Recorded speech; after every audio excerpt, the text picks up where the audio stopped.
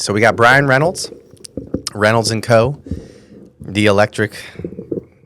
I feel like we have to mention that if you just say Reynolds Co. You know, people are like, well, what does he do? Yeah. High-end electrical work. Round 2. Mm-hmm. So we popped his cherry about a month ago, and he listened to what we had to say to come on again to create some additional content. So tell me what, we know what you do based on the last episode and what you're looking for. What's transpired between now and the last 30 days? And the one that we've been asking everybody is, what do you think's going to happen with your business now with the election? You know, Uncle Donnie winning and everything like that. I mean, no matter how you feel, somebody's got something to say about it. Yeah, I mean, absolutely. The biggest thing is that we've already gotten 2 quotes come in for new builds. Uh-huh. I mean, literally, it was like next day, this client called me and he was just like, hey, I got 2 new builds that I was telling you about that we were waiting after the election, and they want to shoot now. I was like, all right, let's get it. Are these custom build? Okay. Full-fledged high-end custom. So when you get these phone calls, this is like basically a builder, somebody who connects with call spade a spade, rich people. Yeah. And people that have a little bit more money than sense. And then that's all right. Hey, they're out there. We need those people. Absolutely. So you get the phone call that somebody was on the fence waiting to see what was going to happen, and they feel good about it now, and then ring, ring, ring. Here we go. We're on. Oh, we're on. We're on like Donkey Kong. So when you get the we're on, I mean, the new build is like, are they halfway through the process, foundations poured, or is it like now they're buying the land? Like, what point do you get that phone call? So on that one is normally when it depends. So on this one, this is a new contractor I'm working with. And he was finally like, hey, we've been wanting to use you for a long time, but this client was kind of on the fence if they're going to buy the property or if they're going to even bought the property or sat on it for a while and just wanted to build a home, but just waiting for the market to be where they want it to be to actually make sure that their, I guess, investments or whatever that they have that they're pouring in to build the house is going to do what they think it's going to do. So until then, they just kind of sit and let their market or their investments or whatever they're having to build the house, they just kind of play with it. And just like, we're going to sit and wait before we kind of pull the trigger on this to make sure it's going to do what they want to do.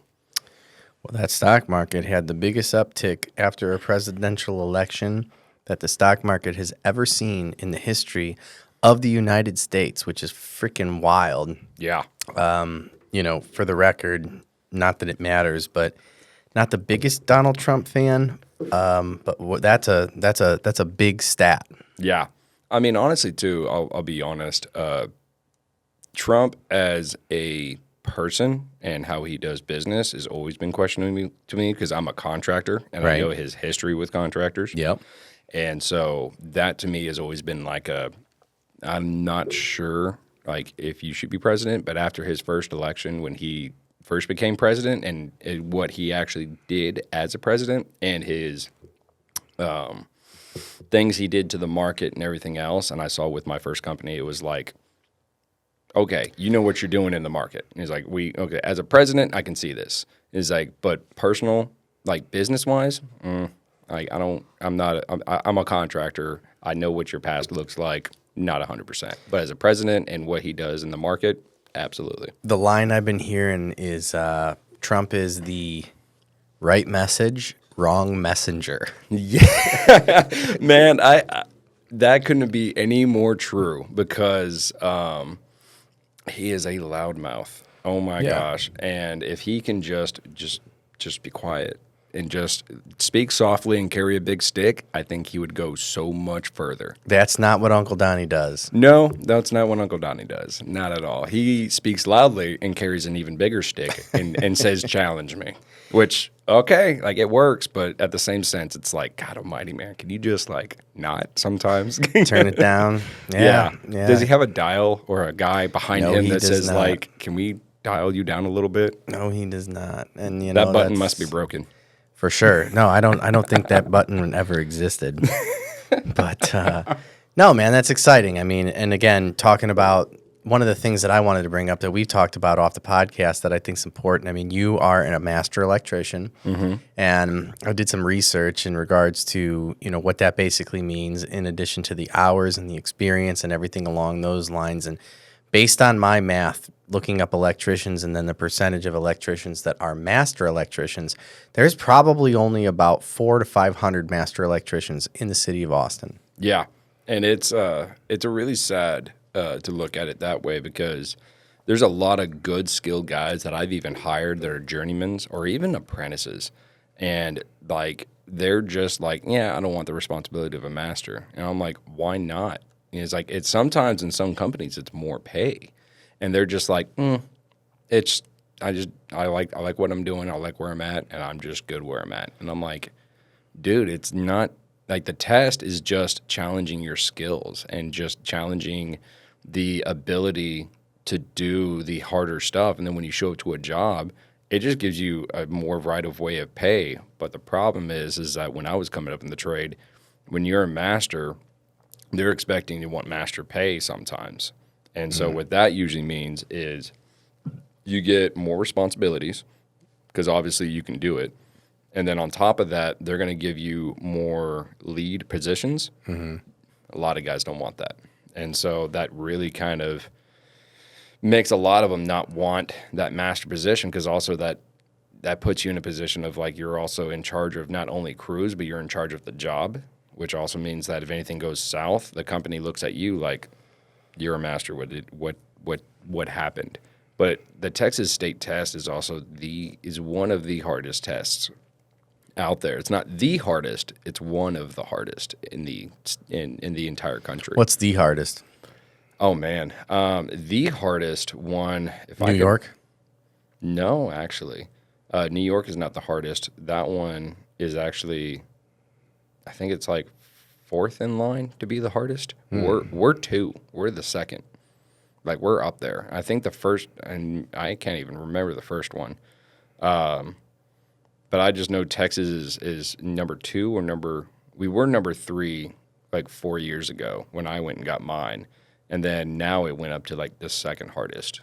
So it's kind of like it's a scale. You're like the Donald Trump of electrical.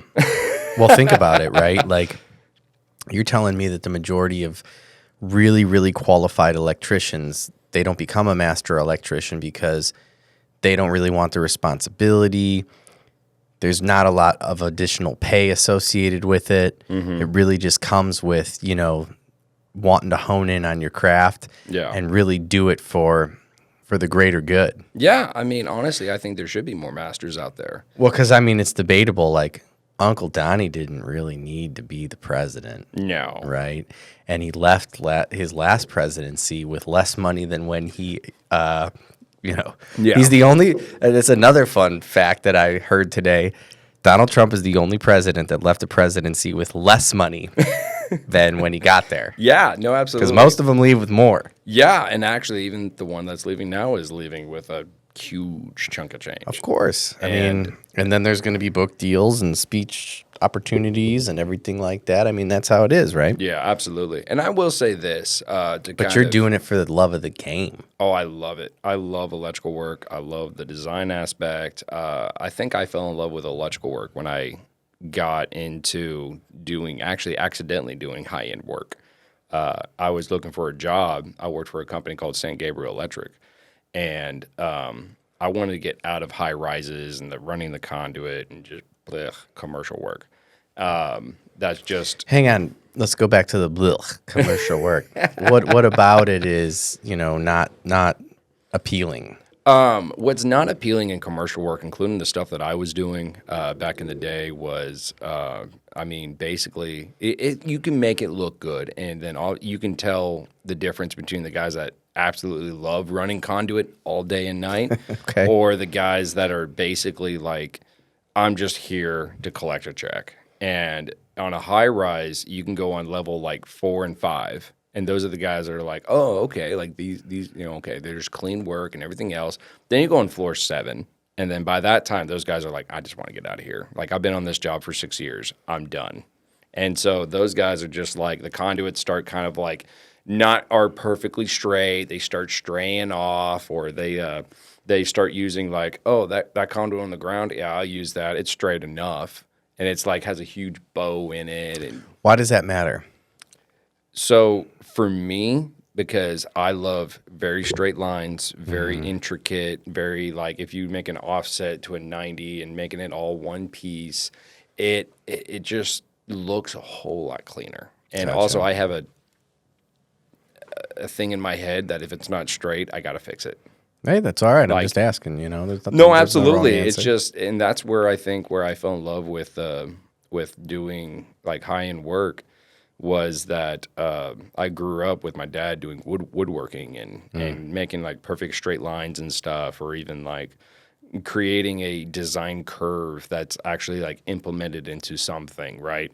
There's a reason for it, and stuff like that started like at a young age just hit me, and I'm just like, okay, gotcha. And so like straight lines or even stuff that's like off center, if it's askew just like a 16th, I'm like, oh my God, that's not straight. Please straighten it. Like, Gotcha. it's the small tendencies of like, it only takes a split second to just fix something or do it right the first time, and you never have to go back. So it was the woodworking that got you. It was my dad doing What's his name? Wes Reynolds Shout out to Wes Reynolds. for WR Woodworking. Has he still got his practice? Absolutely. He's still doing it today. I mean, shoot, he's been doing it as a side gig when he was working as a computer chip guy, selling computer chips and stuff to Dell as just like making cutting boards. Is he here in Austin? Yeah, absolutely. He's out in Round Rock, still doing his thing. And he has a shop in Leander, where I was born. Been doing it for, God bless. He's been doing it for almost 26 years. God bless him. Ugh, I mean, Was this a hobby? Is he, it was a hobby. It was just something to do when he wasn't selling computers and stuff like that. And then when he got into it, it was like, man, it got into, I don't know, until 08 when the economy crashed and he lost his job because Dell like bought the company he was working for, and he was like, let's just do this and see what happens. Mm-hmm. And then he got into it, and then he was like, it was doing real well, and then the economy crashed. It was like real heavy one that we had, and then he was like, okay, I'm selling the business. I'm going to go back to selling computers, and then didn't realize that all his connections that he had, because in sales, it's all about the connections you have. All his connections retired or moved on or got let go, and they don't work for Dell, and they don't work for, those people. And so he's been out of the game for 10 years, and then he was like, well, I guess start another wood company. And he got back into it. What's he like to make? Oh, chopping blocks, tabletops, staircases. I mean, anything and everything. He does cabinetry. Oh, wow. I mean, everything. I mean, new tabletops. You got to have a pretty big shop to do that. Yeah, his shop right now, he just left a shop that was like 1,000 square foot, and now he's at like 3,500 square foot with a CNC machine and everything. I had, I'm originally from Ohio. Mm-hmm. And when I got my cabinets made, my contractor was like, if you want the best cabinets, you got to go to the Amish. And we got a lot of Amish up in Ohio. So he's like, yeah, from Cleveland, it's 40 minutes away, where there's like a huge Amish population, which is actually, fun fact, where J.D. Vance is from. J.D. Vance is an Amish, but he is from Middletown, Ohio, I believe, which is a huge Amish population. So I drive there, and he's like, yeah, I'm going to write all the dimensions out of all the cabinets that you need. And he's like, you gotta meet the guy, see, he'll give you a price and everything like that. And he goes, you got to bring cash. You got to have 50% down. They don't take credit card or anything like that. And I was getting something like $10,000 or $12,000 worth of cabinets done. This is years ago too, so you can add a bigger number to it. So I drive out to Amish country in Ohio, and I go and I meet this guy. His name's Marty. And, Marty. Yep. And That's a good name. Right? And I show up. I get on his farm. I pull in. And, you know, all the women, they won't look at you or nothing. And they're super nice people. I go into this woodworking shop and I'm like, "Are you Marty?" He's like, "Yeah, I'm Marty." I'm like, I got an appointment with you. My name's Matt." He's like, "Oh, yeah, I knew you were coming." I said, "I want to order these cabinets. Here's all the dimensions. This is what my contractor, he's put in the call." And he looks at it and he sits there for like 10 minutes. Just quiet, There's no radio on in the background or nothing, right? So I'm kind of sitting there. I'm looking around the shop. He goes, "We could do this." I said, "Okay, cool." He goes, "Let me show you around the shop." I'm like, "Okay." So he brings me around the shop.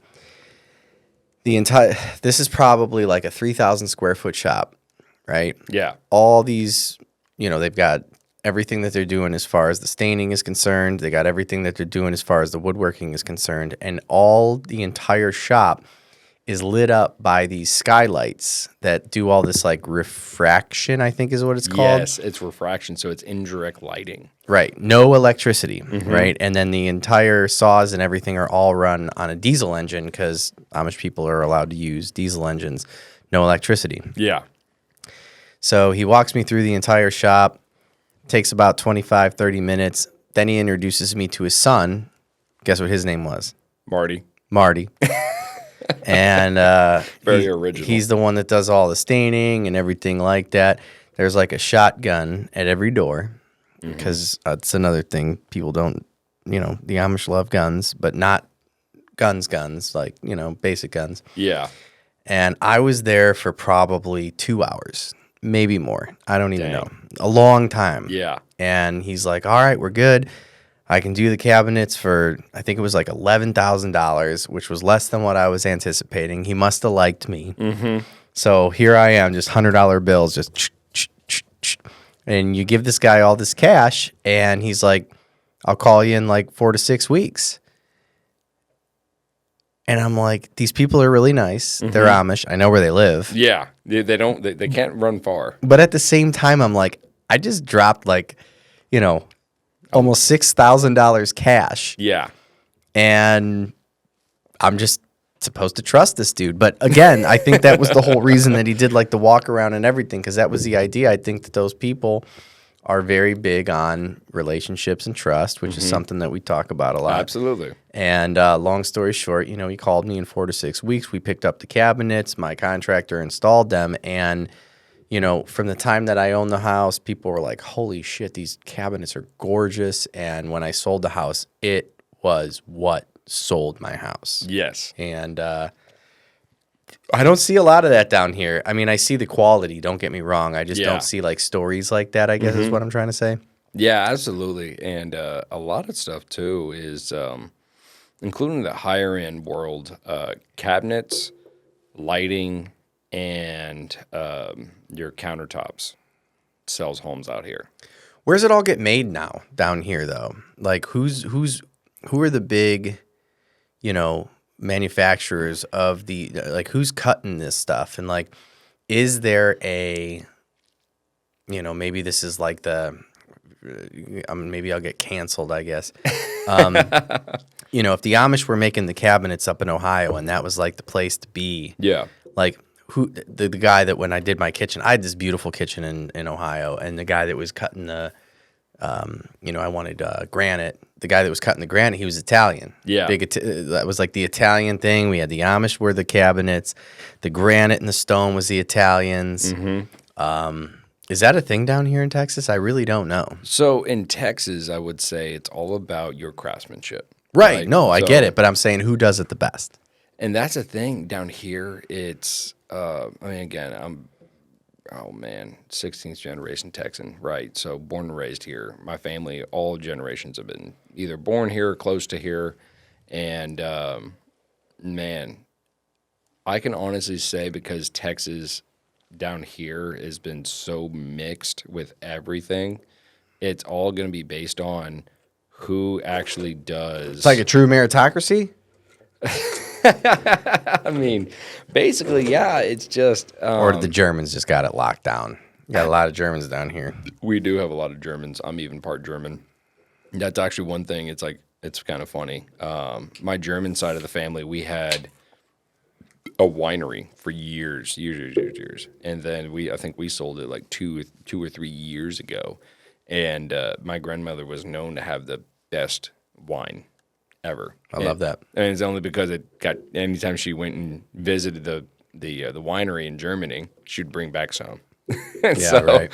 So everyone knew she had the best wine around. So, I mean, really and honestly, if you really put it in perspective, it's, even trying to even think about it, because all the people that I work with, if you get the best laborers in framing or even drywall, it's the Hispanics. They're the best at it.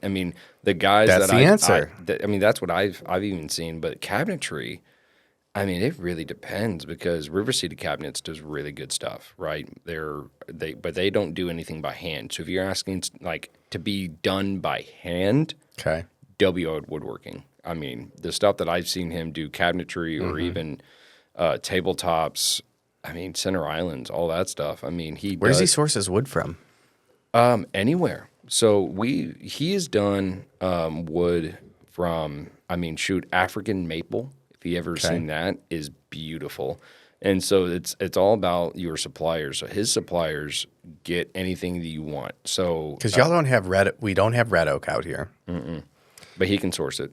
Right. Because I'm just thinking like indigenously, right? Yeah. So if you think about anything in Texas, he can get original Texas mesquite. Sure. He has a connection for that, and that is beautiful.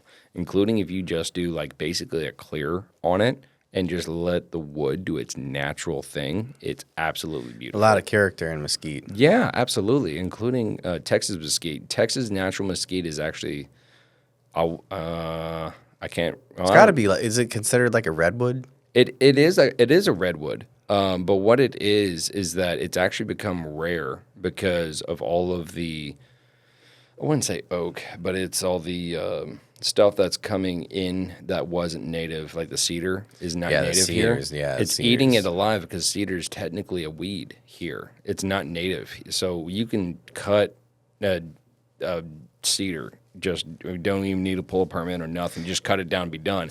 But a Texas oak or Texas cedar.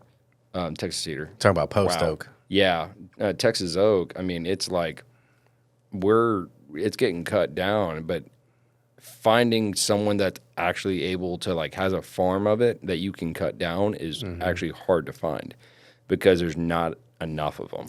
Yeah, coming from Ohio, we got so many trees. It's funny to me because one of the things that we were talking about in my last meeting, I do these little meetings, I call them firms, financial advisor, insurance, mortgage, and real estate. Yeah.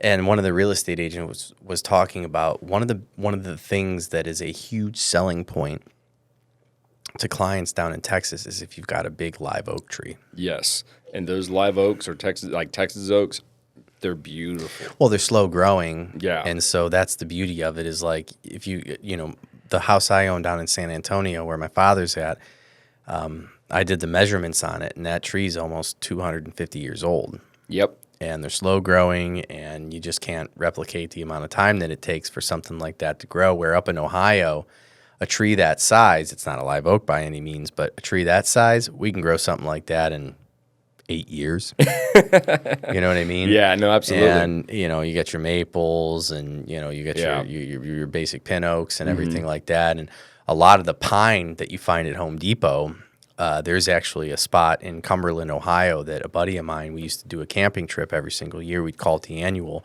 and they cut down all these trees for, just basic, like all your fences and stuff that are down here. That bullshit, like, pine. Yeah.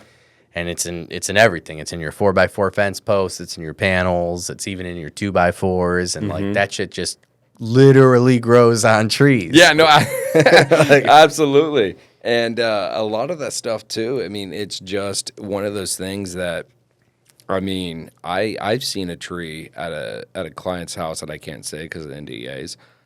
He has a 400-year-old oak. It's amazing. And he's even said that if I move, the one thing I'm going to miss, and I wish I could bring with me, because I guess there's like an arbor that actually picks up the tree and like moves it around. He's brought trees in, and he's even told them, he's like, trim the tree, like make sure it doesn't like overdo it, of right? course. But he's just like, if you kill that tree, I mean, he would be like depressed because it's just a beautiful looking tree, and it's so old. It's actually on Lake Austin.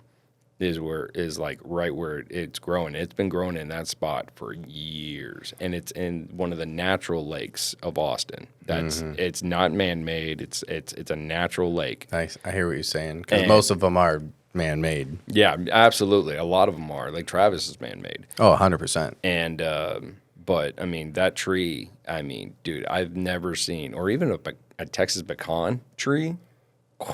Those things get massive. Yeah, those grow pretty quick though, don't they? They do. And a Texas pecan, They got like, what, a 25, 30-year lifespan?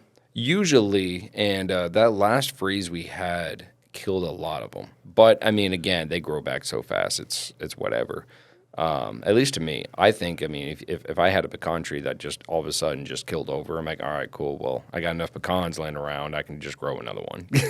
Speaking of dead trees from the freeze, I actually, on Sunday, visited out in Dripping the Texas Olive Oil Company. Yes. Have you ever been out there? I have. And unfortunately, they've got like something ridiculous, like 15 acres of olive trees that were, every single one of them was killed by the freeze. And now they're regrowing like 15 acres of olive trees. No. And so we're like, we want to do the tour. We want to do the tour. We want to get the, first of all, this was even crazier. They give you like 15 shots of olive oil, and you don't like shoot them. They're only like half ounce, but like they want you to. It was interesting to say the least. I still have yet to be. I wanted to. Do it so many times. It's cool. I bought $100 worth of olive oil. They definitely sold the shit out of me. But the one part that was like sad and also it was a full disappointment is like they're like, oh, let's take you to the vineyards, and then they bring us out to this fucking field, and all the olive trees right now are like this big. Because apparently olive trees don't die. Yeah, they don't. So they can there's olive trees that are like thousands of years old, but they're super slow growing, and all of the trees in this field were less than 3 feet, every single one of them. And we're just basically hearing this like eulogy, and it's like, oh, that sucks. But they got a good thing going right now. They had another orchard that's down like in, closer to San Antonio. All of those didn't die. And then they ended up buying some land up in like, I guess like Northern California, where they're growing the rest of their stuff. But they're trying to keep it orthodox because sad fact, I didn't know this, but olive oil is not regulated. Oh, really? Yeah, it is not regulated. So you can basically blend olive oil. You can say that something's virgin olive oil, and it doesn't have to be. Oh, because it's cut with canola. It could be cut with anything. I mean, not something that would kill you type of thing, but like, yeah, it doesn't have to be. And they're like, they're trying to like keep it real. Yeah. And they've got all these flavored olive oils and things like that, but they also had like 6 or 7 different olive oils that were like, just from different blends of olive oil without like blending them with other things that are outside of olive oil. Yeah. And it was very educational. I bet. It was fun, but very sad to see this giant field that I knew just got crushed by the freeze. But another fun tree fact that I would like to get your take on and hear if your dad has done anything like this was when I was going down the San Marcos River, I didn't realize there's all those cypress trees. And those cypress trees, man, are like 3,000, like before JC, Jesus Christ. Yeah. And you see these beautiful cypress trees, and thank God none of those even got touched because they're so resilient and everything like that. But I've seen those like shows where they harvest cypress because the only way you're allowed to do it is when one finally falls. You're allowed because it doesn't take on water. Apparently, like most ships and stuff like thousands of years ago were all built of cypress because they don't take on any water. They don't soak water up. Right. Yeah. Has your dad ever done any woodworking with cypress? Man, honestly, I think there's only 2 jobs that I know of out of his 26 years that he's ever like built something out of cypress. And it's because one of them was actually on this guy's property.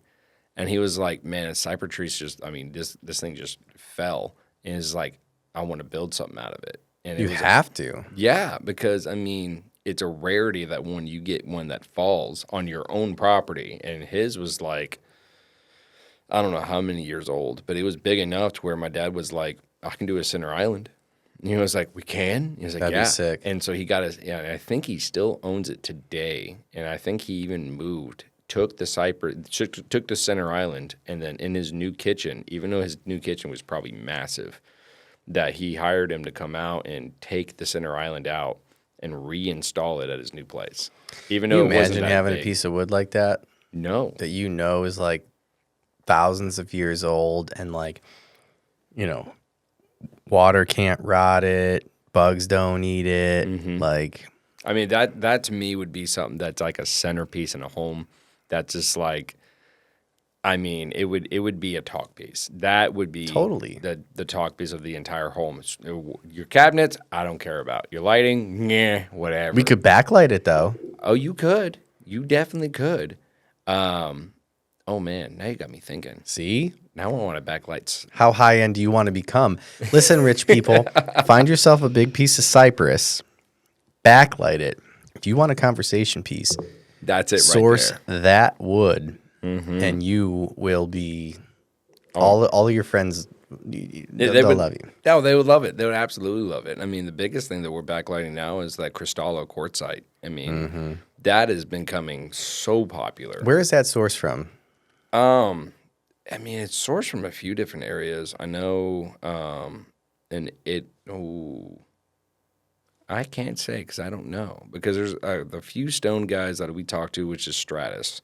They've told us it comes from Europe or it comes from, not the Middle East, but there's another real big stone source that they get a lot of that stuff from, and I just don't remember. Because most of the time they're like, "Oh, I got Cristallo quartzite. Let's backlight it." I'm like, okay. I don't know where that particular stone comes from. Do you remember the Mohs hardness scale? I can't say. So when I was a kid, they taught us the Mohs hardness scale. Okay. So the scientist, his name was something Mohs, not like M-O apostrophe S, but like M-O-H. I can't remember. You can Google this.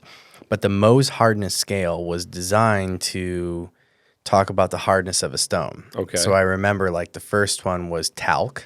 Mm-hmm. Then it was gypsum.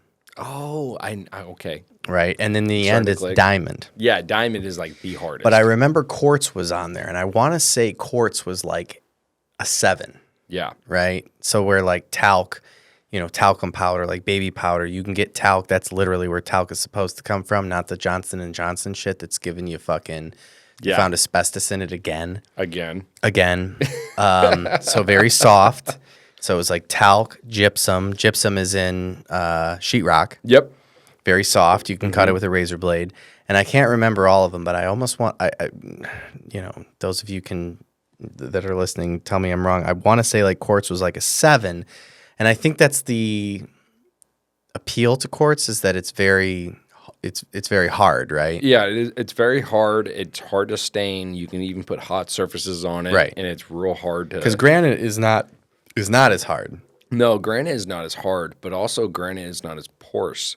So what's interesting is that I ran around with a designer / contractor that basically designs and contracts at the same time, which is now is starting to be more popular.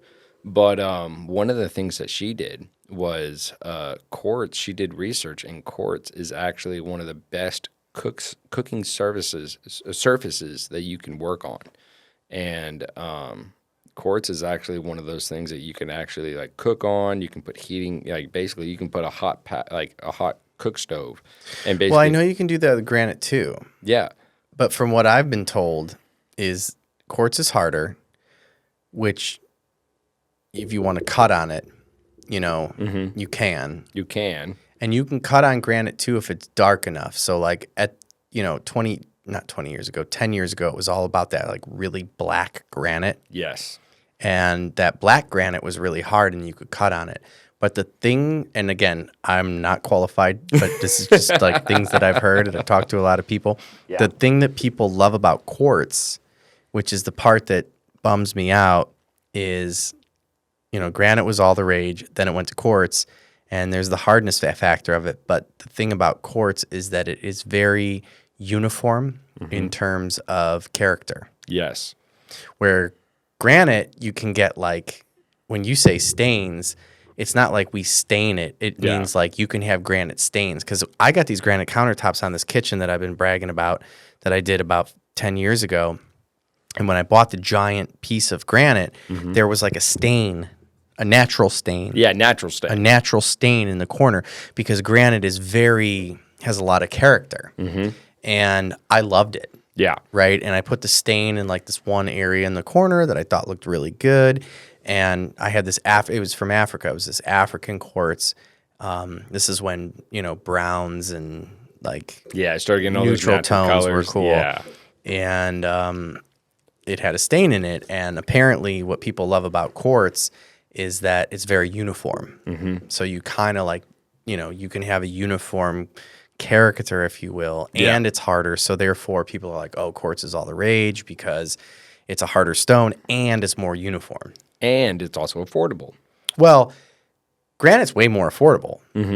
It's more about aesthetics. Yeah. And functionality in terms of being harder because it's like I can chop on it, which you can do on granite unless you have like a lighter granite, and then because there's cheaper granite that will. Yeah, absolutely. We actually will naturally stain, and the biggest stain that a lot of people, including the higher end world, the word about like wine is a huge stain that will stain stone or some stones, and so if you spill wine on it, it stains the stone. Now the stone has a wine stain in it. And that's what a lot of people are kind of iffy on. But on quartzite, if you spill wine, you can clean it up. Sure. And it won't stain. Well, What about marble? What do you know about marble? Man, I mean, you're dealing with these high-end finishes. I am. Marble's marble got to be stains- softer, right? It is, and it stains so easy. Why do people love marble so much? It's the look. The look. It's what marble. So I've seen a lot of marble in actually like bathrooms, or I've seen it in not so much on backsplashes, but unless like this one high-end customer just never really cooks all the time and it just loves the look. Like marble has a certain look, but also marble has a certain price value that a lot of people, when it's like, oh, you got marble? It's like, Okay. oh yeah, I got marble. Where's marble sourced from? Anywhere? I really don't know. We're supposed to be talking about electrical. Yeah, and we're talking about stones and woods.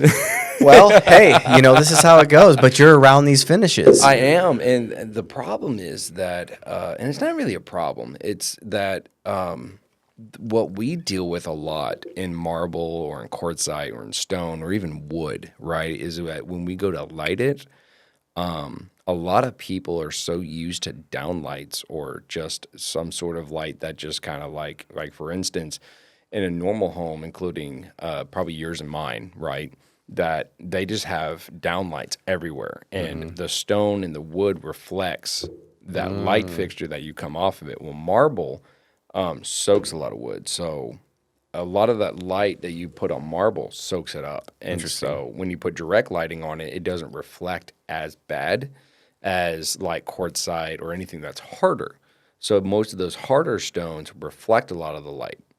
And so when you do lighting in those aspects, you actually do indirect lighting, which means is that you're not putting a light directly on top of it. You're putting a light like on the wall, and you're using indirect lighting to illuminate those spaces because you don't get glare.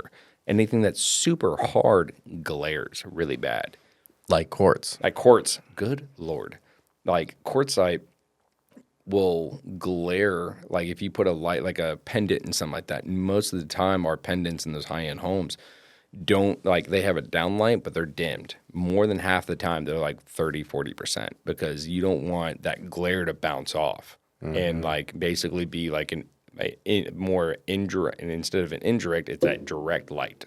So that causes a lot of glare and like basically like reflective light right off into your eyes. And so if you have an indirect light, it doesn't have any glare because it's already glaring off something else, that is reflecting light back into the room, like white walls and stuff like that. You more want to throw light on a wall and have that reflect down back on the space to where it's not in your face and it's not super bright. See, this is why I knew you would know the answers, because this is something I've identified with the conversations that we've had on the podcast and off the podcast. And I hope you don't take this the wrong way, but light is what you do on the luxury side of things is really to accentuate the finishes that people have already paid for. Absolutely. Like, you're not you, but what you do is not the centerpiece. Yeah. It is it's what a lot of people sleep on, to be honest. I get it. And to hear you talk about like harder surfaces, or even like what will the wood do, or we haven't even gotten into glass. Like, you understand so you're there to really showcase all of the fancy finishes that someone has purchased. So Absolutely. I knew you would have the right answers in regards to like, well, what do you think about this? And what do you think about that? Because you can go out and buy like the best countertops and the best cabinets and do it with frosted glass or clear glass or whatever.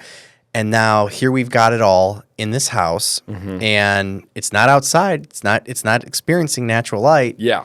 How do we make this look as good as it can possibly look with the lighting that you're going to install? Absolutely. And a lot of the stuff too that I'm learning is actually from a lady, like my online classes that I took was actually from this lady in Australia that does these design jobs and design works. And a lot of the stuff that we do is indirect lighting in the higher end homes. And it's actually less lights in the ceiling and more lights that are in more like task lighting, and as well as lighting that basically brings the design together with the natural light that we can create without having so normally with a house that has a lot of windows are perfect because it brings natural light. But then you still need some lighting to see, because obviously you have ceilings, you have roofs, you have... Well, and it gets dark too. Oh, it gets dark. Absolutely. And so to create that atmosphere that we're trying to create, and what the designer has put all this work in to get all these natural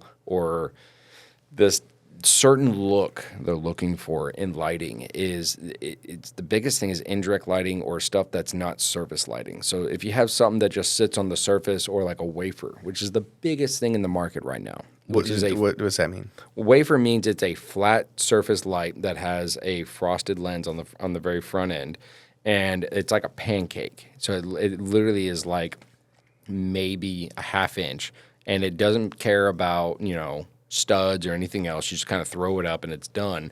And a lot of it, you'll see it in the homes to where it looks like it like Swiss cheeses your ceiling. So our designs and the way we like to build them is almost no light on the ceiling and put lighting where it needs to be. And to where, for instance, in kitchens, what I like to do is under cabinet lighting, above cabinet lighting, and put lighting on a ceiling or something like that, to where you have all the lighting where you need it and not lighting in the walkway. Because why are we lighting a space you need to walk in? You need to put lighting, for instance, in this room. Like if we're going to say this is the kitchen, we're hanging out, we're talking, sure. We've already cooked, the meal's out, we're just having a few beers. You have maybe one or two pendants that are just basically lighting the surface. Then behind me, we'll have under cabinet lighting that just lights the surface of where you're actually doing your task, right? That's your task lighting. Okay. That actually creates lighting on the countertop or something like that, to where you have some sort of lighting there. But then you have lighting above the cabinets that create the atmosphere lights that basically, instead of put them on the ceiling. Yeah, instead of putting them on the ceiling, you're using the ceiling, which is normally white anyways, and you're using that reflection off the white ceiling and come and hit it, and then that bounces light off and puts it on into the area, to where now you have area lighting without having a downlight that's just throwing light wherever it wants. Gotcha. So that creates a more atmosphere, creates the flow, and creates a more of a decorative light and a atmospheric light, but you still see. It's not like we're getting away from we can't see now. We're putting the light where we need it. So we're putting it on the surface of where the food is. We're putting on the surfaces of where we're cooking. Or, for instance, like the best thing to kind of have a lot of people understand about lighting is when you go into a movie theater and it's dark, the movie's going, you're running late, and you're seeing the coming contractions and stuff like that of like what's coming up and everything else. But you notice when you walk in there, the lighting's not in your face. It's no glare on the screen, and everything is on the walkway and stuff like that. So you have walkway lighting that's just very ambient. It's not in your face. You can actually sit down and you don't know the light is there. Yeah. But you can see your walkway perfectly. Sure. Stuff like that is the exact reason is why bringing that same thing into homes and putting it into places to where, like, for instance, a bedroom. When you walk in, what kind of lighting do you always expect in your homes? In a bedroom? In a bedroom. Gosh, I guess I never thought about it. I mean, dimmer lighting, at least. I don't need Absolutely. it to be like super bright. No, absolutely. No one wants bright lights when you wake up. No. So normally it's like 4 lights, 1 in each corner. Okay. That's very average in a home. And so what we do is that near the bed, we'll probably put 2 pendants, or even in a maybe an even easier one.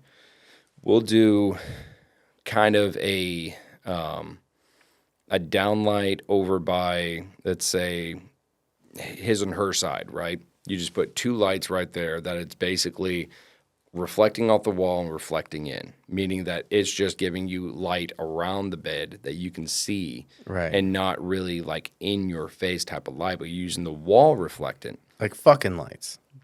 Absolutely. Right? Yeah, getting in the mood, you put a dim to warm on it. Dude, I can't be too bright a light. You No, know? you got to see what you're The doing. darker, the better, though. I mean, at that point, just turn them all off. That's just because I look good in the dark. Don't we all with a few beers? Right. But you do that, and then you have a tape light. Say you have, in most bedrooms, you have like a window that goes outside. But then you do a tape light right behind the curtains. Mm-hmm. And then you do in front of the bed, kind of like normally when you enter in, the bed's to the left, and say you got a wall. And then you do 2 lights right there that reflect off that wall, bouncing back in. So that creates the ambient light in the entire room without direct light that is just going down and just filling the space. And then you got shadows in areas where it's like you don't even need them. So now you're using the wall or the surfaces, or even, here's another one we've done that I've seen that just always turns out very well, is actually getting a sconce that only uplights, right? Okay. No downlight, just uplights. And it uplights the wall, uplights the ceiling, and creates perfect lighting in the room. That's basically, I can do 4 can lights in a room, or just 2 sconces with a tape light, or 2 sconces that are in the front half of the bed, and do a whole lot more light than 4 downlights, and that are like directly in your face. And like when you wake up, you're like, fuck, I didn't dim them because last night you went to bed with them full tilt for some reason. Happens. It does. But with that, I can have the lights at full tilt, and it's like perfect lighting that's not in your face. It's perfect to wake up to, and it creates an atmosphere of basically a good morning. Did you connect with that girl that I got you with, the interior designer? I tried. Yes, you didn't answer. Well, you should stay on that, because I had a very similar conversation with her about all the things that we're talking about. Mm-hmm. Shoot her a text. I think it'd be a good fit. She's also a high-end interior designer. I was very impressed by her pitch. I've brought her around a couple different agents, and she's got credentials that I think are a good fit for the both of you. So perfect. Mental note that you need to do that. I will. One of the things I did want to ask you, do's and don'ts in regards to, we kind of touched on, harder stones that give a lot of reflectiveness, wood that may eat light, if you will, or even bounce light. What are some things that you're seeing right now that people are like, I love this, let's do it this way? And you're like, no, we can't do that. I just had that, actually. Tell me about it. Man. So there's this client that basically said that what she wanted to do was, she got a Cristallo courtside. which is that super like it's still a quartzite, so it's still hard, but a cristallo quartzite basically is not as dense, and you can throw light through it, which backlights stone Okay. and creates a beautiful look.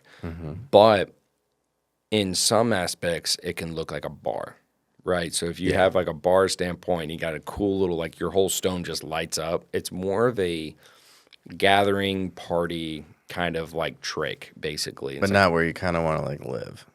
Well, so I've done it in a lot of homes that where they live, but some people, and it really depends on, again, the design. It all comes down to the design of the house and how you want it to look. If you do a lot of gatherings, a lot of parties, a lot of get-togethers, Cristallo quartzite would be like your perfect thing to backlight and the perfect thing to show off and have like something really cool that a lot of people don't have.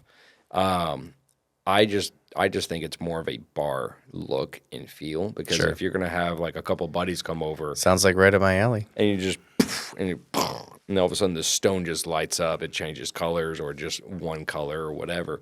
I think it's a cool little party trick. But what happened is that she's like, "Oh, I want to backlight this stone." I was like, "Okay, we can do that." We're gonna have to do sheet lighting, and so we'll create the whole thing to where the whole thing lights up. And she's like, "Oh, no, I only want to light the outside." And I'm like, just the outsides? Like, yeah, wouldn't it fill the entire thing for like, certain halves, or I just want to strip, just one light strip, go across and be done. I'm like, that thing, because again, stone and sheet lighting and backlighting is so new. A lot of people still think you put an LED strip in it and the whole thing lights up, or it just like adds like a glow. And it's like, no, that's you put like a piece of tape light, which is like maybe a quarter of an inch, and you get like an inch of light Right. out of the entire thing. And she wants to do this, like, I think it was like, I want to say it's like 3 foot by You think she was just being cheap or? what she just didn't know and understand. Gotcha. And so basically when we came in and we're like, hey, no, like if you do that, like I understand you want to try to make this affordable, but just know that when you buy your stone at like say $10,000, you're gonna spend 11 to like 12,000 on your lighting to do it right. And if you have a waterfall, you better add another 5 to it. It gets expensive quick. Big chips. Oh, yeah. I mean, we did one that came out really beautiful that she wanted to do all of her courts that she was installing in her house, which is like $40 to $50, $60,000 in stone. And she was like, I want to light all of it. And I was like, whoa, hold on. Let me give you the invoice first. Yeah. Let me give you that quote first and make sure. But no, what we did is that we came in and was like, look, which center island do you have a lot of gatherings on? And she was like, well, it's because she had 2 center islands, which I think in the kitchen, if you're a cooker, oh, I love it. Ever since I saw her house, and I was like, I haven't seen a lot of this, and I really like it. Because you have your one center island, you have your friends gather, they drinking wine, and then you're on the other center island that has the sink that you're cooking, you're doing stuff, and then so basically what we did is we did Party Central, which is the front the front center island with both waterfalls. We lit up that entire thing. Wow. And then what we did is a back show piece, kind of like an ambient light, something really cool, is that we did the entire backsplash to light up. So we had both backsplashes lit up, including where the cooktop was.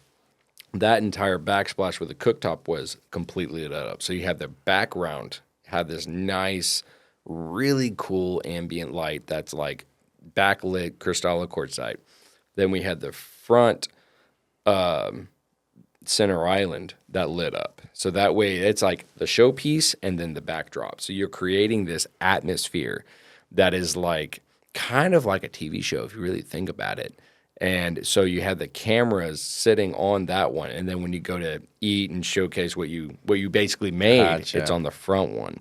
So it creates a really cool atmosphere. And then we added as well as a kind of like a twist. So like, early mornings or late nights if you don't want your backsplash on, We did dim to warm tape light. So as you dim it, it goes from a 4,000 Kelvin to almost like a low 3 to 27.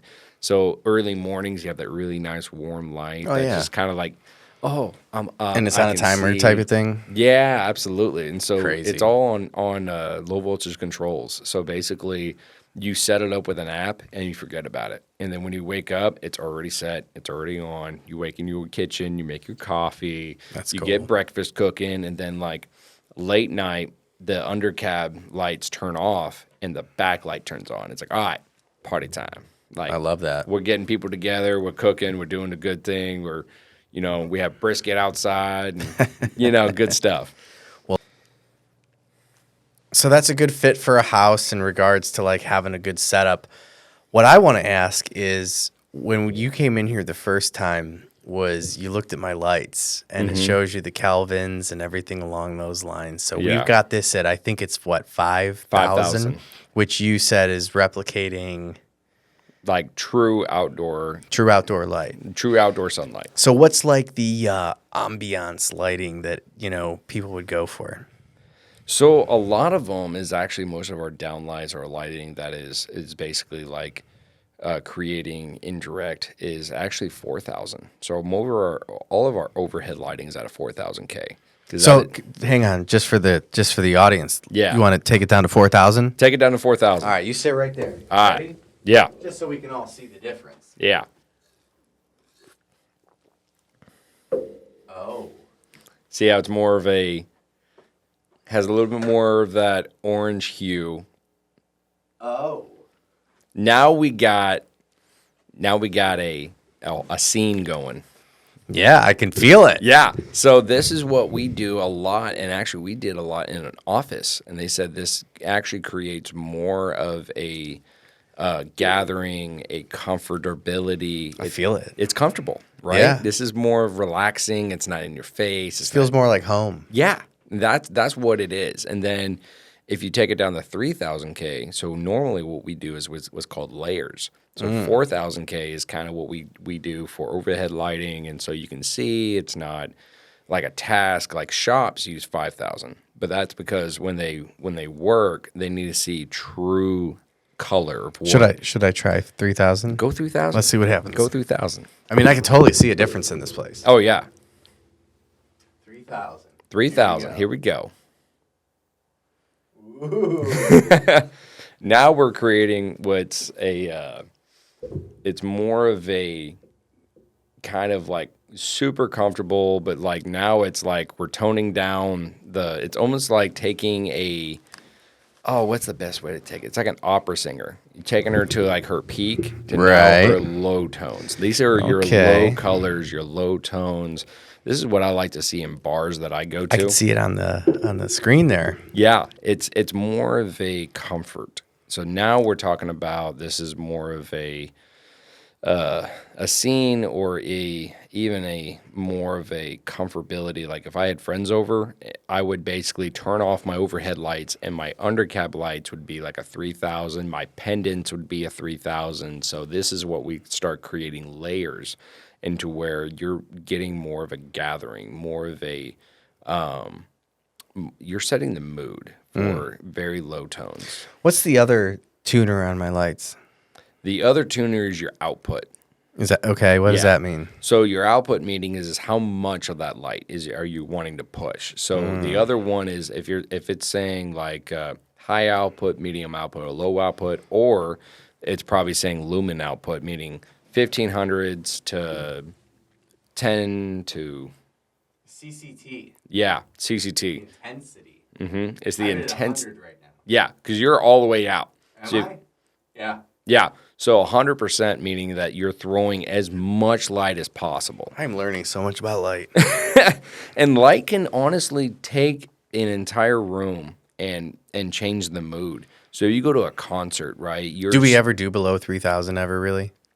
It's super rare. 27, it's only because, so if this wall and you didn't have blue curtains, you had more of a black curtains, I would say use 27 to 3 because then you're adding very warm tones. Or even it's like say you add a lamp, add a couple lamps out here, I would put them at like 3 to 27, and that just creates mood lighting. That's all it is.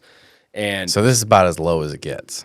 well, in a home, yes. Now, if you have, which is starting to be, not really starting, it's I've never seen the podcast so dark. right? But that's what lighting can change in the area that you're trying to do. So one of the things that we like to do is like speakeasies, right? You go to a speakeasy, it's dark, but it has like really warm tones. You're looking at like black surroundings, I feel like I need some whiskey. right? With this type of light, Nah, you need maybe- some whiskey. Pour me up, homie. Come on with it. Ghostwood, by the way, absolutely Shout out. great whiskey. They were at the last TEDx we put out, which is a designer-based, Perfect. Just a taste. just a taste. Just a taste. They were at the last TEDx event, which is a design expo that we put together with a couple of guys that are really good in the Austin area. And cheers, my man. Cheers to lighting. Lighting and good whiskey. The lighting will change the ambiance of any room that you want it to get done at. Absolutely. I'm telling you right now, if my next house has a bar, 27 to 3,000 K all freaking day. Which is what we're sitting in right now. Absolutely. Do you think this is fucking with us? A little bit. I bet you if you turn it off, it'll completely Let's change. give it a whirl. Give it. Oh. It's all about the lighting. I'm telling you. That was probably set at like a 5K. And Yeah, probably. So now when you see it, now notice how your body naturally is like comfortable. It's more I relaxed. feel like I could go darker. Oh man, I'm telling you. Like if You think 27? go 27. I'm going.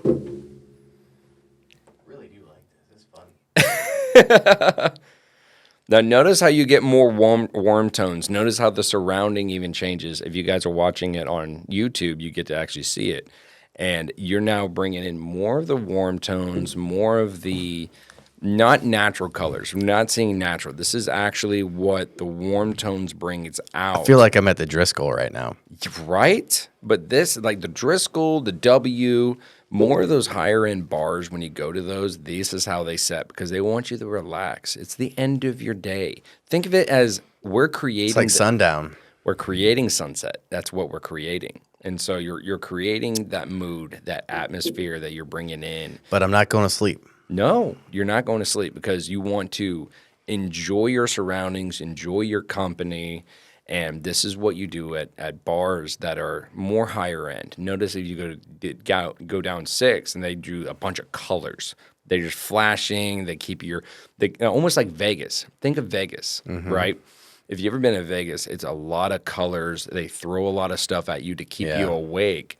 But if you go to more of the higher end tones, this is what they look like. It's indirect, it's comfortable, you're having a good meal, you have a good company, you're relaxed, and you have good atmosphere. So how do you learn all this shit about, Kelvins and all this kind of stuff? I mean, is this what they teach you in school? I'm sure they teach it, but like, how do you really figure it out? How do you really figure it out is I took an online class. I took an online design class, and what we did is that design class is just on lighting. Now, you can get your beautiful tabletop, you can have your beautiful drops and everything else, but if you don't have the right lighting, you got to figure out what the mood, what the tone, what your design aspect is of so for instance, in this case right now we're in a bar. So like if they have like a wet bar at a house, what is the mood you want to try to set for your audience and what you're trying to create in the design? And so stuff like this is like all honestly, it goes into design. So if you're having something that's like, for instance, at the Driscoll, have you ever closed out the Driscoll? Yes. Yes, I have. So when they turn on the lights, it's Oh, it sucks. oh yeah, you're like, God damn it, I got it. Now your eyes adjusting. You're trying to wake up. You're like, all right, I gotta get Place out of looks here. like shit too. I don't even like it with the lights on. Yeah, well, because what they're doing is that's their cleaning lights. That's a task. That's what's called task lighting. Task lighting. So all your lights have a task. What is the job of your light? So, and that's what they do at their place is actually like when it's time to close out, they're like, all right, guys, get out of here. We got to makes clean. sense. So, and that's when they turn on basically it's 5,000 Kelvin. So now in a cleaning aspect, you need to see exactly what you're cleaning. What is that job? The job is those lights are trying to clean. Mm-hmm. And so in those atmospheres, when they're trying to set the mood like we are now, that's the mood they're trying to set you in. They're trying to set you in to relax, have a good drink. Well, you're the reason I toned it down to 4. Mm-hmm. I was doing 5. Yep. And then when you were on here, you're like, I think you might want to set it to 4. Yeah, absolutely. And so because when you set it to 4, it's not like when your guests come on, they're more welcomed. They're more in aspect of like they're more comfortable coming People still in. think it's bright though. That's what's interesting. Like, oh my God, it's so bright in here. And I'm like, well, I mean, you have to because you got to be able to see your face tones. You have to see like there's a lot of stuff you have to see and look at when you're talking to someone, including like in a task that you're trying to create here. Right. So here you're trying to see someone's face. In this case, you don't really care. You just want to have good conversation and hang out. Maybe 45's the sweet spot. Honestly, I bet you 45 would be good because then at 45 you could have a good light. Because these will go to 55. But that's blue. when it turns blue. Yeah, when you go blue, I mean, basically you're getting into the range of so color in Kelvin, like you're seeing here, has a range, and so it's just like an LED, or say you want to get a blue, your reds, your purples, and all that stuff. Is when you start mixing a lot of colors together, and the aspect of white, the perfect essence of white is 5,000 Kelvin, and that is your white. That is maybe like 47. I would say 47. I mean, because yours can adjust that way, would be too much. Too much. 45. 45 is your sweet spot. You ready? Let's do it. Let's do it. Because I mean, I love this in terms of ambiance, but I'm looking at the camera and I'm like, I feel like I'm in an old timey movie. Yeah, absolutely. All right, 45. So 3,000 Kelvin to most people is actually candlelight.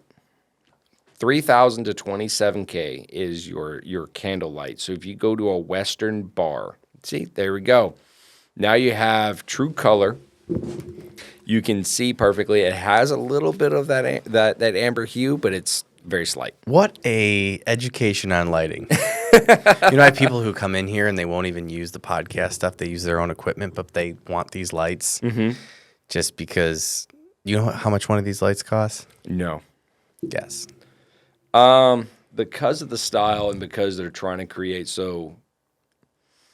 I bet you because they're LED for one. I already know that. Are they LED? I don't even know. They're LED. I just know what I paid for. So they're LEDs, and the reason why they have a curtain around it is because they don't want to point the light. They want to throw the light. Yeah. So you're probably looking, I don't know, $1,500. I think it was 12 or 13. Yeah, there you go. A piece. A piece. Yeah, absolutely.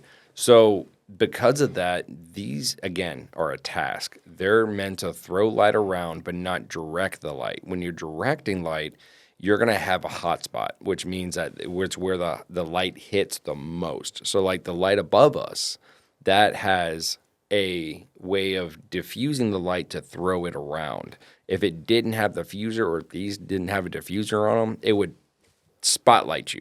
Gotcha. And that's what most downlights do, including at homes, is that it's basically just putting a spotlight on the area where you don't even need it. When you have indirect lighting, which is what these are trying to cause, it's trying to get that light that's not diffused and throw it in, and it's diffusing the light to throw it around the area. So that way now it creates a Well, here's a testament light. to lighting, man. When I started this podcast, in my mind, not knowing anything about what I was going to embark on, I just knew what I wanted to do. I contacted a guy that, basically does this for a living. He's Yeah. one of the AV and lighting specialists for Georgetown in terms of like their, all the politics. What do we want to call it? Like, Yeah. he's the AV guy. And I was like, I want to put this podcast together. And in my mind, when I started, I thought the cameras are the most important, right? The audio is second most important. Yes. And the lighting is like, I didn't even think I really needed it, Yeah. right? He's like, just put 4 cans, put 4 lights in here. And I thought we could just do it with, the center lighting or whatever. Mm-hmm. So I call up the dude and I'm like, here's what's up. Here's what I'm trying to accomplish. And he's like, okay, I'm going to put together a laundry list of everything you need to do to make this happen. Mm-hmm. So he puts everything together. I'm looking over the list. I'm like, microphones, I won't go over the pricing, but check. It's like cameras, check. Lights. I was like, dude. Yeah. I was like, I'm not spending $3,000 on fucking lights. Mm-hmm. And he said to me, he goes, I'm going to tell you right now, if you're going to do anything recording related, you have to have lighting is number 1. Yep. Audio is actually number 2. Absolutely. And the cameras are number 3. Cameras are number 3. Yes, and I'll explain why. So I was like, that makes no sense to me. I thought, I'm trying to create a visual experience for people. And he didn't say this. He basically just said, this is what I told you to do. If you don't want to take my advice, fuck off. Right? That's a lot of people. So I was like, okay, I'm going to take your advice. You're qualified. Mm-hmm. So I did it all, and then I got into the editing, and I was doing all the things. And the one thing that I've identified, and I'm going to just tell you right now, is that the number one thing that I think that people don't realize when they look at reels or anything social media related is the number one thing that you notice more than anything is the audio. Mm-hmm. It seems weird, but like if you've got chunky audio, echoey audio, anything like that, you immediately as a human being go, this is a shitty recording. Yeah. Right? I think audio is number 1. I really do. Mm-hmm. Then number 2, what makes video good is not the quality of your camera, but the quality of your lighting. Yeah. If you have the best camera ever, so right now we operate on Sony V7s, right? Like these are $700 cameras. I mean, you're looking at $2,000 worth of cameras right now. Yeah. Right? Sony V7 cameras. If we were to do this in this room with bullshit lighting, it would look like garbage. Oh, yeah. Right? That's why all of the things that you see real estate agents and everybody doing, it's all outside because they don't have the lighting. Yeah. Lighting, so it goes audio number 1, lighting number 2, Yep. cameras number 3. Absolutely. I'm telling you. Yeah. Like, as a guy who's done over 120 podcasts right now, Yeah. lighting is super important. We could do a podcast without videos and stuff, and we could just do the audio, and no one could see us. Yeah. But I would never in a million years, knowing what I know right now, run a podcast and pull some bullshit, shitty lighting, thinking that the camera... To be honest, the cameras I have are overqualified. I would have preferred to have done this lighting with lower-end cameras. Yeah. But I think that the average person thinks it's all about the camera. Like, the iPhone. Look at how good my camera is. Yeah. Look at how good my camera is. It's Yeah. like outside, sure. Yeah. You can take some outside photos that look fantastic. Take some interior photos and tell me how good your fucking picture looks with your, 128 or 240 or 640 megapixels. You need the lighting. Yeah, you really do. You need the lighting. You do. And a lot of people sleep on lighting. A lot of people, it's like the last thing that most architects... Your job matters. Oh, yeah. That's what I'm absolutely. saying. Absolutely. And the biggest thing is that, in the designs that I noticed that a lot of designers, right, they have a lot of stuff to do. They have cabinetry, color, they have flooring, they have like all this stuff they have to put together. And the lighting is always last. And a lot of people sleep on it. And there's only a few designers that I know and I work with that actually try to when they put this, it's kind of like a collage of like the dreams of like the colors and the warmth that they're trying to do. What they light their collage with matters because that's what's going to be the lighting color throughout the entire design. Because if they do a 3,000 Kelvin or 4,000 Kelvin or whatever style light they do, they have to light the collage, because a lot of people, they show clients like, this is what it's going to look like. And they're like, oh, that's beautiful. And it's like, yes. And it's like, your lighting is going to be within these Kelvin ranges. So we're going to, sometimes if you see a really good designer, when they show you a collage and they put it together, they're going to show you 2 separate Kelvins on one side or the other, meaning that one side is a 4, the other side is a 3 or 27 or whatever their design is. They're going to show you 2 different aspects. One of them is going to show what your everyday light throughout the day is going to be, and then your basically midnight to mornings is what it's going to look like. So that way it shows you the layers that they're trying to create. And the layers is basically what we were talking about before, which is like, wake up in the morning, 3,000 to 35, and then during the day is 4, like, which is like anywhere between basically 10 to like, want to say almost a 4. And then 5, 6, or 7 is going to be your warm tones, your cooling down of the day and getting more relaxed and stuff like that. Like we were showing at a 3,000 Kelvin, that's your relaxed, you're hanging out, you're getting at your end of the day, you're not working anymore, because your work light is your 5,000 to 4,000 Kelvin. That's your, I'm working, I need to wake up, I need to do stuff. That is those Kelvin ranges. I got a good one for you. Okay. So we've talked about the importance of audio in a podcast. We've talked about the importance of lighting to create visual. I'm going to do a would you rather. Okay. I'm going to start. I got 2 questions. Okay. Number 1, would you rather at birth be born deaf or blind? Ooh. I mean, this is light and Yeah. audio. Absolutely. Light, I mean, basically it's light or audio. At birth, because I think it's different from birth versus like right now. Yeah, absolutely.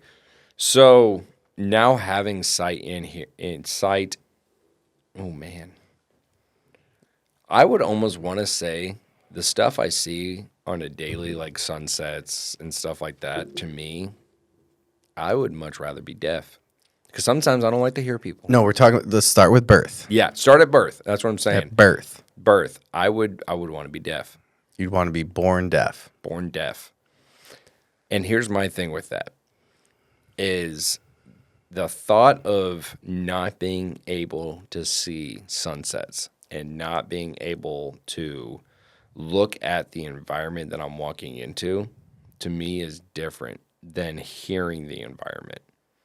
Because hearing the environment is great, right? I love music. I'm a huge music nerd. We've talked about that on and off the podcast. And it would be hard to get rid of my hearing. I'm already going deaf, and I'm already like, man, if I lost my hearing, that would suck. But if I lost my sight, I don't know. I mean, honestly, I think that's my biggest thing, is I think seeing the tones, seeing the light, seeing color, and seeing the atmosphere I'm walking into, to me personally, would be more detrimental than hearing the atmosphere. So you're going born deaf. Born deaf. I got to think about this. But see, you got to think too, because you enjoy music. Yeah. Music is really big, but think of the stuff you won't be able to see. Think of the stuff that I mean, to me, I would love to sit on my patio with my lights super dimmed and almost no light at all and just watch the sunset. Imagine not being able to see that. I'm thinking born blind. Really? Born blind, and then at an old age, given the choice, like I'm 40 right now. Yeah. Given the choice, do I have to go blind or deaf? I'm going blind. You're going blind. I'm going blind. Why? Well, because all right, so born deaf, right? So I can see everything, which gives me an opportunity to. I think that it's difficult at a young age to, try to figure shit out when you can't see things. Yeah. So being born deaf gives me an opportunity to see things. It gives me an opportunity to do sign language. It gives me an opportunity to do all of those things. Yeah, it sucks that I can't fucking do the music. That really does fuck with me. I hear you. But I think that at a young age, being born blind is way more of a obstacle. But if you live old enough and you have both of those senses and you have to give up one, I'm totally giving up my eyesight. Really? At an old age. after already seeing everything, Yeah. and being a part of it. Now I got to have a driver, but like I can communicate. I can, like do all of the things. I would give up my eyesight at my age now. I mean, I would. I don't want to give up either. Yeah. No. Obviously. Obviously. But like, if someone right now, gun to my head, you want to give up your eyesight? You want to give up your fucking hearing? I'm like, eyesight for sure. Yeah. 100%. But at a young age, I think it's a very hard mountain to climb to give up your eyesight at a youthful age. Mm-hmm. Yeah, and I can see that. But for me, But you are going to miss out on some fucking great shit. Oh, yeah. No, absolutely. You are going to miss out on some good shit. But my thing is, on that, is that being deaf, mainly because I took ASL in high school. That is actually the language I decided to take. I took German, and I was like, I grew up in a German family household. Let's learn something that's actually challenging. And Und jetzt du Deutsch sprechen? yeah, see. Ein bisschen? Yeah, see. I took in Spanish on that one because Spanish is in my trade is huge. I know, it's klar. Ja. Das ist gut, das ist no. Schön. Ich verstehe, du kannst sprechen Deutsch. Ein bisschen, ja. Ich weiß. There you Alles go. klar. Yeah, it was funny. So around my grandmother during Christmas and New Year's, we would speak German a lot. And then as I got older, and obviously that, we only come around now during, Christmas and all those holidays is the only time I get to speak German. If you Use it or lose it. Yeah, that is a true statement. Such a true statement, including in the trades. Man, Go on. Even when we're like, for instance, in high school, even during high school or even before, I would work in the kitchen and I'd learn kitchen Spanish. Oh, yeah. And then you go into the trades and you learn trade Spanish. And then I haven't used kitchen Spanish in so long, and I ran into an old buddy of mine, and he was like, talking Spanish, like kitchen Spanish, and I was like, oh man, I haven't used this in so long. Why don't you do yourself a favor and learn another language? I need to. Dude, do an ESL, Yeah. you could create a symbiosis. Yeah. Well, what's good about learning another language? What's symbiosis? Symbiosis is meaning that you're, oh man. I knew you didn't know what I meant. You just yadd me. No, so symbiosis is basically being able to switch, basically in your head, switch a gear. And Not even close. Not even close? Okay. Symbiosis is when an animal provides a service for another animal. Okay. Oh, you mean like something like a turtle and, oh my gosh, what is that fish that every once in a while it goes in the ocean? It basically. I was thinking about like a cow and a grackle. There you go. The grackle eats all the flies. Yeah. So, not to be cross, now that I'm thinking about it, it sounds kind of fucked up, but I'll roll with it. You could find someone in an ESL class and you could teach them English and then they could teach you Spanish. Absolutely. No, and that's something that I can use. I mean, it's set in setting, like you just have to get into like a classroom setting. Yeah, and learn it, and basically just, the best thing that I've ever heard is my buddy that has a farm in Mexico, and basically just come over, hang out with us, And if you indulge yourself It's in, the only way to learn. That's Yeah. how I learned German. yeah, it's basically indulge yourself in the community and learn the language and like learn how it actually is, because Where no one's speaking anything but yeah. that's all you got. It's basically it's kind of like that sink or float. Yeah. It's like you're gonna like basically you're either gonna learn how to swim or you're just gonna sink. Yeah, you're just gonna sit there and everyone's gonna have a good time, and you're gonna like I sit have there. no idea what you're talking about. Correct. And so I've thought about doing that a couple times because Spanish in Texas is huge. Well, especially in your trade. Man, that is like the one thing that is. I think we found your calling. I need to learn Spanish. No, I mean not calling. Maybe I shouldn't have said it that way, but like that's a good hobby, man. It wouldn't be fucking crazy for you to, my girl speaks 3 languages. Yeah. 3 Yeah. fluently. Oh, absolutely. Read, write, fucking all of it. Yeah.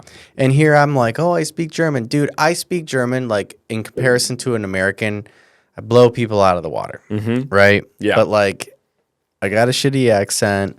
I got a huge vocabulary, which is great. And it's impressive to, like, Germans and especially American-speaking people. Absolutely. But in all reality, like, I'm not fluent. Yeah. Like, no fucking, not even close. There might be a word or two you're like, say It's that not even a again. word or two. Like, I can get all my points across. I can have a conversation with you, but like you're giggling because I got a fucking accent and I'm like not saying things right, but like you know what I'm saying. Yeah.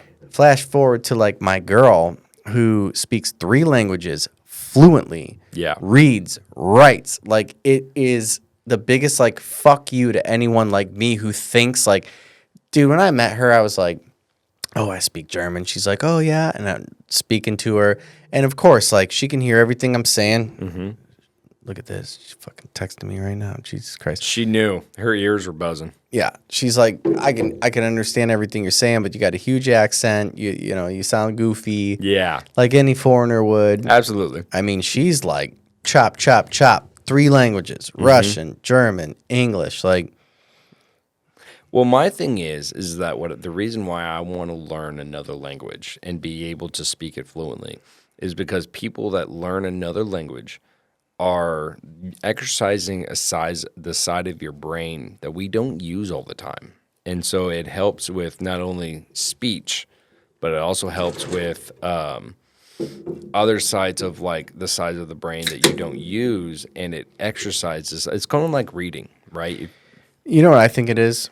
What's that? As someone who does speak another language, is I think that if you do anything that is hard, it doesn't necessarily, well, mentally, of course, it doesn't necessarily have to be another language. If you force yourself to do something that you don't really want to fucking do, and you really sit down and focus, it tricks your brain into like, I don't even know what to call it. Like, it tricks your brain. Yeah. Right. And it makes it think it has something to like accomplish. Yeah. And at the end of the day, now we're getting trippy. I think that human beings in general, what's our superpower?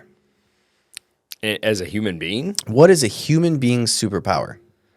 Man. It sure is. We're not the strongest. Nope. We're not the fastest. Nope. We're the most versatile. There you go. We are the most adaptive animal on this planet. I think the other one they say is beavers.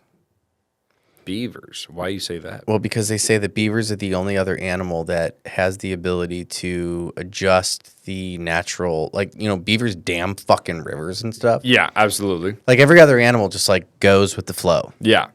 Beavers like change the geographical makeup of the fucking planet. Like they like fuck things up that bad. Oh, yeah, absolutely. I mean, I think there's a couple bugs out there that do, but they're not mammals. no. Mammals as yeah. And so Sorry. let the bass drop. Basically, as a mammal, or even people that can change, it's almost like making a change in society. Like it's like, Oh, it's bigger than that. yeah, It's not just a change in society, it's a change in the planet. So human beings, I mean, some would argue that we're like a virus. yeah, Not a virus because we're not trying to kill the planet, but like, what is it? what is it when you have like tapeworm? What do they call that? Oh, We're like a host. yeah. So basically, like, We don't want to kill the planet, but we're going to take it over. yeah, absolutely. So basically, it's like kind of like Lake Travis, right? Like we needed water, we needed to store it, and we needed a place. We need to be able would do. see it creates a dam and decides when it wants to flow. That's kind of what it does. Is it decides like, okay, like we got plenty of water. We don't. Deer need to don't move do it. that. Oh, deer don't. No, they're like Bears oh. don't do that. Well, deer would basically adjust, like, okay, Right. like, okay, water's not here anymore; it's over there, so I need to go that way for water. And so beavers basically morph how they want to see it, and Correct. how they want to. Man, it's kind of like, honestly, if you really put it in, This is when the podcast gets good. it's almost like when podcast coming up to like exactly what we're doing. News is used to how you got your news and got your information and stuff like that. Now podcasting is getting big and doing that. And so now people can't trust news because it's so morphed into like people's feelings, or even like the only thing you can trust is the weather, which everyone tosses in at least in Texas. I don't even trust the weather. Okay. And in Texas, even, it's like, it's going to rain all week. I think we've gotten rain, 3 times, maybe once this week. And it's like, you're going to rain. It was amazing. Yeah. I mean, don't hate me. I love it when we got rain because we need it. Okay? Yeah. The lakes are low. There's a huge thing because right now, including I think we're going to get crushed with rain in the next 2 months. finally, we needed it. Yeah. I mean, I think it's going to be really wet, which is great. And I'm excited for it. But to touch on what you're saying, I hear what you're saying. You're talking about, like, what would they call it? Legacy media, yeah. right? And I think that you're onto something in respect to the new legacy media is TikTok. Yeah, it honestly is. And it's the short bursts. It's the what can I hear right now, and I can hear it in like 30 seconds. We're AM radio, bro. I mean, yeah, basically, if you think about it. Do you remember AM radio? Oh, of course I do. I remember my 81 El Camino had a ham radio in it, and it had AM and FM. That's all it had. I don't know. I dig it. And the only reason I dig it more than anything is because I think it's important to hear different opinions. And if you're doing everything based on the dollar sign, like here's the one thing I'll think about. We could bring it back to Trump, right? Okay. And here's how I'm going to bring it back to Trump. Okay. Right when Trump was doing his Trump thing was right about the time when it was all about just quick flash, doing all fast food, soda, right? Yeah. You call them pop, Coke, whatever you want to call it. I remember when I was a kid, I was drinking so much fucking soda, and my parents were letting me doing it too because, like, McDonald's was a thing. And it wasn't because, like, don't get me wrong, my parents weren't the best parents, but they weren't, like, trying to, like, fuck me over, and they weren't, Yeah. like, total, like, white trash hillbillies either. Yeah. Like, somehow the food industry convinced everybody that, like, there was better food. Yeah. And everything was fast, and everything was better, and everything was, like, shop, pop, pop, pop. And there's still that, like, TikTok side of things and everything along those lines. But I really think that people are starting to wake up to the idea that it's a middle ground, Yeah. right? Like, it's not just about the fast food and the Coca-Cola, and it's also not about the AM radio. Yep. It takes a little bit to hear, you know, I'm shocked. If you would have told me 10 years ago that I would just, like, be driving around and listening to fucking podcasts all day, and I listen to a lot of different ones, man. Yeah. I listen to the Wall Street Journal. I listen to NPR. Yep. The only reason I listen to those is because I also listen to, like, Joe Rogan. Yep. And I listen to Patrick Bet-David. Those are far right. I listen to both sides. Yeah. Because I want to hear what everybody's got to say. I want to hear what every crazy motherfucker who's putting it out on the airwaves, I want to hear what they have to say. And I try to concoct my But opinion. You want to concoct your own opinion. And here's the thing that will also add into that. When computers and the internet was starting to be real big, we were in school learning what makes a website legitimate. Like, when was the last time they updated? You know what I'm talking about. You're way after me. Yeah. I remember when making a website was like nutting in your fucking pants. Yeah, absolutely. But I know what you're saying. You're basi- like, I remember when they were like trying to pump it up, like what made a website good. Yeah, well, not even made a website good. It's basically like what made it creditable, right? When was the last time they actually updated the site? When was the last time it was updated? Is the Well, it's about the informational- people that were going to visit it. Yeah, and basically make it creditable. What made the website creditable? And so is basically what a lot of people don't do now is check the very bottom of that website where it says the last time it was updated, the last time they actually did something to it. And it has a footnote that basically says, like, for instance, we're in 2025. If you visit a website and it has 2011 on that footnote, you're like, they haven't updated this website or the information since 2011, which means that the credibility on this website is it's not even credible anymore. And a lot of people don't look at that. And they just look at it at face value. It means it's like, hey, this, what he said is true. It's like, well, it was true back in 2011. We're in 2024. How credible is that? Because now you're looking at a 10-year, 15-year difference. I hear that. Here's the one thing that I'm a big believer in. Okay. Is the invisible hand is ultimately what it boils down to. And what I mean by that is if you have enough people that are gravitating to a website that might be false, let's just say that. Okay. I'm just going down your rabbit hole. Absolutely. If you have enough people gravitating toward a website that is false, they are looking for information that is not true. Yep.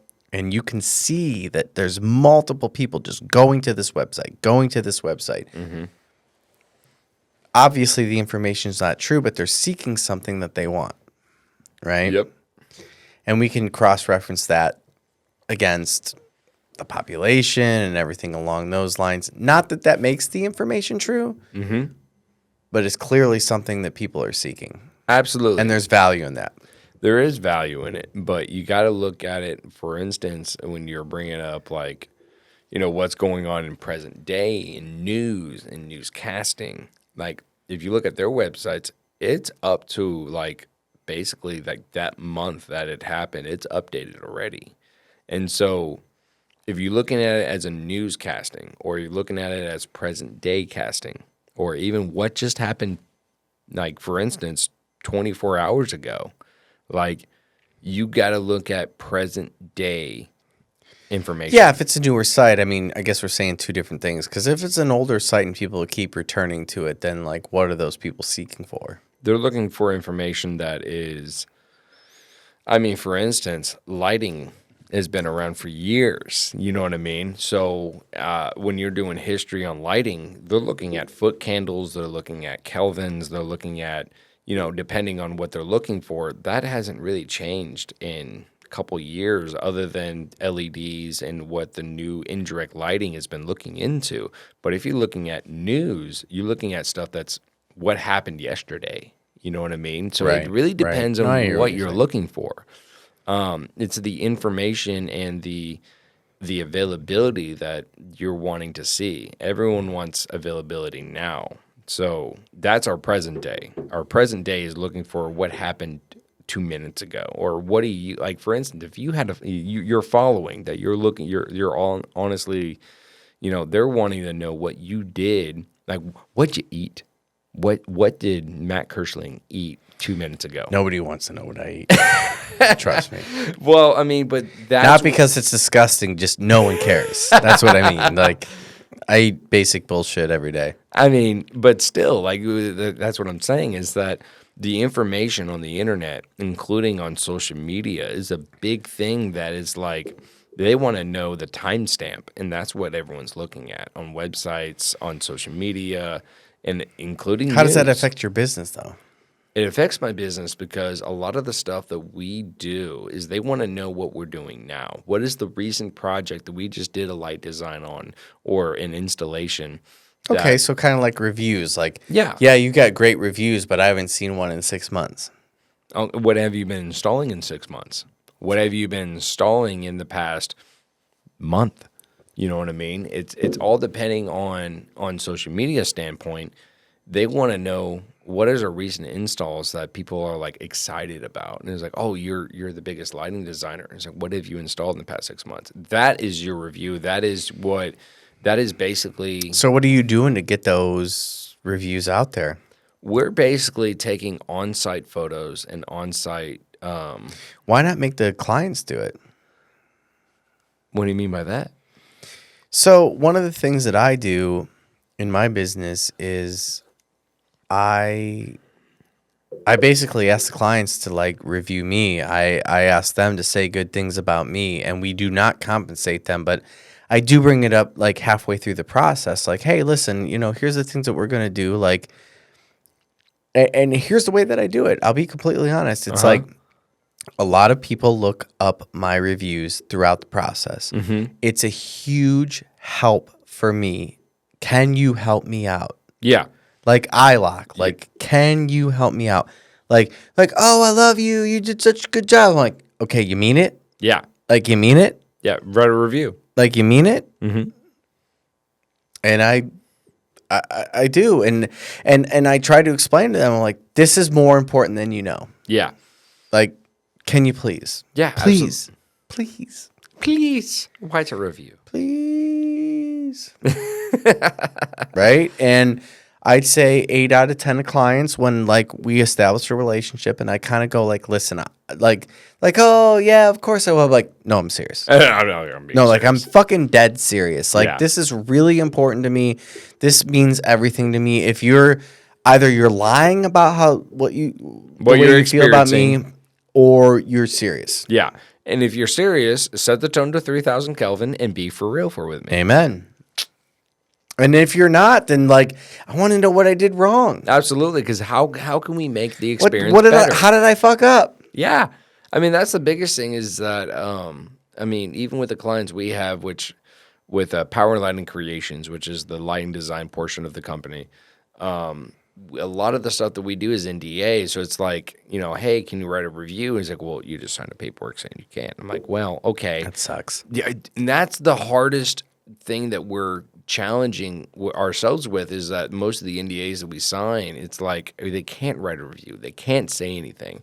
But the ones that don't are like few and far in between. And we're like, hey, can you write a review? And you could still get them on the back end. I'm trying. Well, once it's done, the NDA is over. Well, yes, the NDA is over, but that doesn't write it in your contract. At the end of the NDA, say, hey, by the way, you have to write a review, and we'll give you $1,000 off. I'll think about that one. It's a no-brainer. I mean, it's not a bad idea. I just gave you the fucking idea. I know. That's what I'm saying. It's like, you know what? Like at the end of the Here's my price. Here's my price after you fucking get your project completed. Yeah. You know what? I'm gonna write that one down, and I'm gonna start putting in the contracts. This is why we do this. I was literally thinking this while you were saying it. I was thinking about, look at these two guys. We're drinking whiskey. We're having fucking Lone Stars, talking about our jobs. Listen, we are serious about what we do. Yeah. We really are. Like, we talk about our jobs. Like, I live this shit. We're not just out.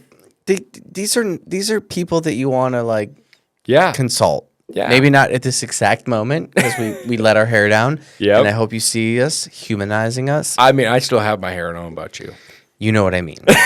Letting our hair down in terms of humanizing us, like just telling our secrets and everything along those lines. Like I really love the podcast. It's a thing. Yeah, like this is not what it is every day, but you get to see people for who they are. Absolutely, and you know what?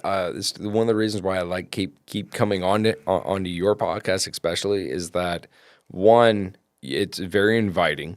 And two, we just have normal conversations. It's not like an interview. You're not interviewing me on like some stuff, which you do on some aspects, but it's not like you're like seeing if I'm lying, right? It's more of like, what are you as a person? What are you as like? Do you really love your trade?